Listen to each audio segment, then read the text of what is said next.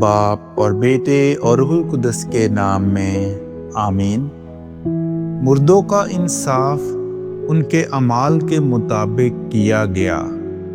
میں نے نئی یروشلم کو آسمان سے اترتے دیکھا۔ ہمارے لیے آج کی تلاوت مکاشفہ کی کتاب، اس کا 20واں باب اور اس کی پہلی 4 آیات، اور پھر 11ویں آیت سے لے کر 21ویں باب کی 2 آیت تک۔ پھر میں نے ایک فرشتے کو آسمان سے اترتے دیکھا، جس کے ہاتھ میں گہراؤ کی کنجی اور ایک بڑی زنجیر تھی۔ اس نے اس اژدہا کو پکڑا جو پرانا سانپ یعنی ابلیس اور شیطان ہے، اور 1000 برس کے لیے باندھ دیا، اور اسے گہراؤ میں ڈال دیا اور بند کر کے اس پر مہر کر دی، تاکہ وہ لوگوں کو دغا نہ دے جب تک کہ 1000 برس تمام نہ ہو لیں۔ اس کے بعد ضرور ہے کہ وہ تھوڑے عرصے کے لیے کھولا جائے۔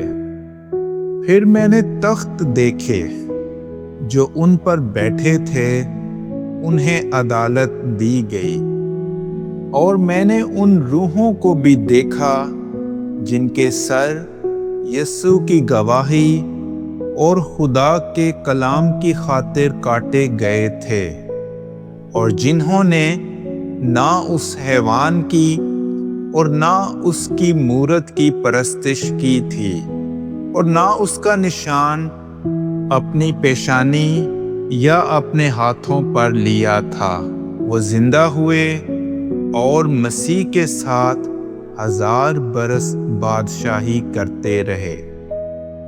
پھر میں نے ایک بڑا سفید تخت اور اسے دیکھا جو اس پر بیٹھا ہوا تھا۔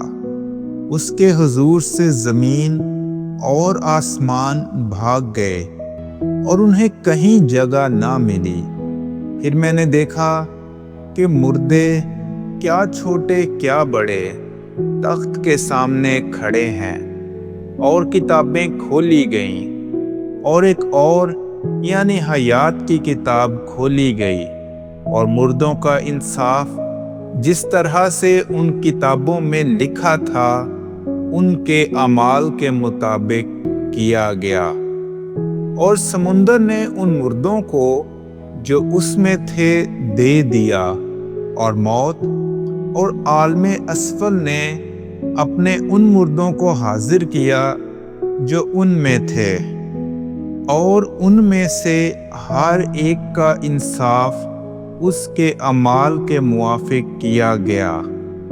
پھر موت اور عالم اسفل آگ کی جھیل میں ڈالے گئے۔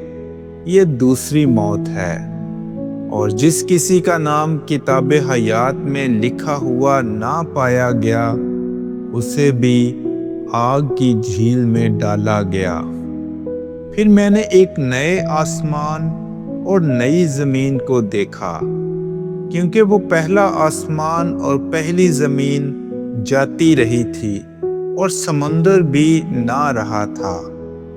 پھر میں نے مقدس شہر یعنی نئے یروشلم کو خدا کے پاس سے آسمان سے اترتے دیکھا، جو اس دلہن کی مانند آراستہ تھی جس نے اپنے خامند کے لیے سنگار کیا ہو۔